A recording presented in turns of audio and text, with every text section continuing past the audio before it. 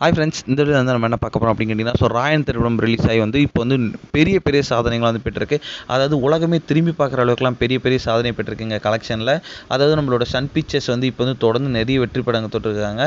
அந்த வகையில் வந்து நம்மளோட ராயன் திரைப்படம் ஒன்று. ராயன் திரைப்படத்தோட டேரக்டர் நம்மளோட தனுஷ் தான். இது வந்து அவரோட 50வது திரைப்படம் அப்படின்றதுனால அவரே இயக்கி அவரே நடிச்சிருந்தார். இந்த திரைப்படத்தில் வந்து நம்மளோட தனுஷ் கூட சேர்ந்து வந்து ஒரு சந்தீப் கிஷன், எஸ்.ஏ. சூர்யா, காளிதாஸ் ஜெயராம் இந்த மாதிரி வந்து நிறைய திரைப்பட பிரபலங்கள் இந்த திரைப்படத்தை ரொம்பவே முக்கியமான கதாபாத்திரத்தை நடிச்சிருந்தாங்க. இந்த திரைப்படம் வந்து ஜூலை 27ஆம் தேதி வந்து வெளியாச்சு. இந்த திரைப்படம் 50வது படம் அப்படின்னாலே வந்து ரசிகர்கள் ரொம்பவே ஆவலாக போயிருந்தாங்க. வெறும் 100 கோடி பட்ஜெட்டில் தான் இந்த திரைப்படம் வந்து எடுக்கப்பட்டிருந்துச்சு. ரிலீஸ் ஆன இதில் வந்து கலவையான விமர்சனம் தான் பெற்றிருந்துச்சுங்க. ஆனால் கலெக்ஷனில் வந்து எந்த ஒரு டவுனுமே ஆகவே இல்லை. அதற்கு one of the main reason AR ரஹ்மானோட மியூசிக் அப்படின்னு கண்டிப்பாக சொல்லி ஆகணும். அதனாலே வந்து மக்கள் இதில் வந்து ஈஸியாக வந்து நம்மளோட தனுஷ் படம் வந்து ரீச் ஆச்சு.